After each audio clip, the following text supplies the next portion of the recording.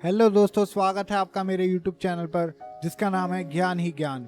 और आज हम जिस टॉपिक पर बात करने वाले हैं वह टॉपिक है शिव का जन्म कैसे हुआ। बहुत से लोग बहुत तरह से सवाल पूछते हैं और जानकारी ना होने की वजह से या अधूरी जानकारी के कारण वह बेवजह गलत बातें करते हैं। बहुत से लोग पूछते हैं शिवलिंग क्या है, लोग इस लिंग की पूजा क्यों करते हैं, शिव का जन्म कैसे हुआ और कब हुआ। तो चलिए आज इस विषय पे हम थोड़ी बात करते हैं। किसी वेद, किसी पुराण या किसी और दूसरी जगह दूसरी चीजों में भगवान शिव के जन्म के बारे में कुछ नहीं लिखा गया है। भगवान शिव के बारे में कहा जाता है शिव निरंकार है जिसका कोई रूप नहीं होता। लोग जिसे अल्लाह या गॉड बोलते हैं सब एक ही है। उनका रूप किसी इंसान की तरह नहीं है।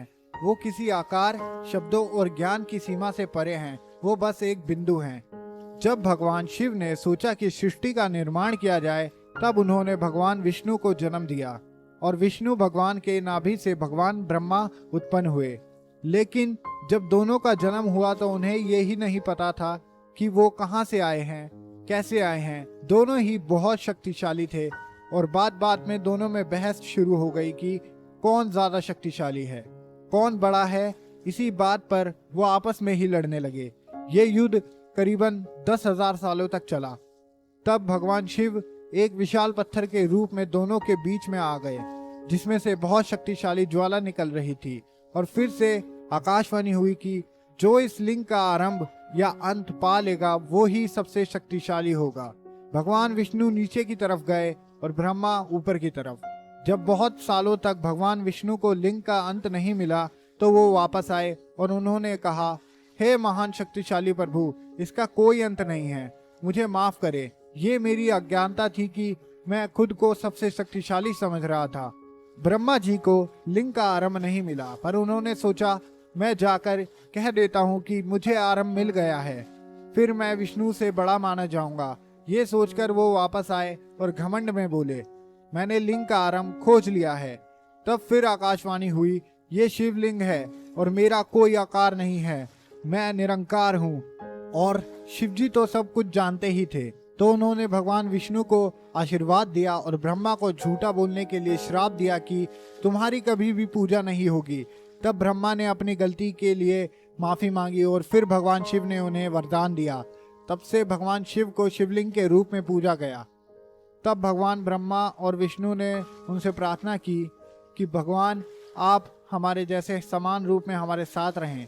तब उस लिंग से भगवान शिव बाहर आए जिन्हें शिव शंकर महादेव कहा गया, जो शिव के रूप में हैं, जैसे कि विष्णु और ब्रह्मा। उन भगवान शिव शंकर के 5 मुंह थे और उनकी पत्नी माता गायत्री के भी 5 मुंह थे। माता गायत्री ही माँ शक्ति, सती और वही माता पार्वती थी। माता गायत्री को प्राकृतिक भी कहा जाता है जिनकी हम सब पूजा करते हैं। ओम भूर्भुवः स्वः मंत्र का जाप कर पूजा करते हैं। जितने भी देवी देवता भगवान विष्णु, ब्रह्मा और शिव शंकर आंखें बंद करके ध्यान करते हैं वो सब भगवान शिव का ही नमन करते हैं। ऐसा भी कहा जाता है ये तो कोई समझ ही नहीं पाया कि ब्रह्मा, विष्णु, महेश है कौन। ये तीनों जब मिलते हैं तो ज्योति का एक बिंदु बनता है जिससे सारा संसार है। विष्णु और महेश तीनों एक ही हैं, कोई बड़ा या छोटा नहीं है। संसार चलाने के लिए शिवजी अपना विस्तार कर विष्णु प्रजापालक, ब्रह्मा जन्म देने वाले और जरूरत पड़ने पर विष भी पीने वाले भगवान बने। विष्णु शिव की पूजा करते हैं, शिव जी विष्णु की पूजा करते हैं, पर तीनों ही सर्वश्रेष्ठ हैं, कोई ऊपर नीचे नहीं है। भगवान शिव का जन्म कैसे हुआ? इस बात का जवाब यही है, भगवान शिव का ना ही कोई जन्म हुआ ना ही कोई मृत्यु।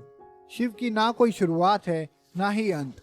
वो निरंकार हैं, उनका कोई आकार नहीं है, उनकी कोई उम्र नहीं है। जो चीज जन्म लेती है उसे मरना भी होता है, जो शुरू होता है उसे खत्म भी होना होता है। पर भगवान शिव इन सबसे परे हैं। उनका कोई जन्म नहीं हुआ और ना ही उनका कोई अंत होगा। वो सबसे पहले हैं और सबसे अंत तक रहेंगे। भगवान शिव शंकर जिन्हें हम जानते हैं वो उस लिंग से बाहर आए। ये उनका जन्म नहीं था, ये बस एक आकार ग्रहण करन था। अलग अलग लोगों की अलग अलग मान्यताएं हैं, कोई कुछ कहता है तो कोई कुछ। पर सबसे बड़ा सच यह है, भगवान शिव हमेशा से हैं और हमेशा रहेंगे। तो दोस्तों, कैसी लगी आपको हमारी ये कहानी? अगर अच्छी लगी है तो प्लीज़ इसे लाइक करें, शेयर करें और कमेंट करें। आप हमें अपने विचार कमेंट में बता सकते हैं। और ऐसी ही अद्भुत जानकारियों के लिए इस चैनल को जल्दी से जल्दी सब्सक्राइब करें। धन्यवाद।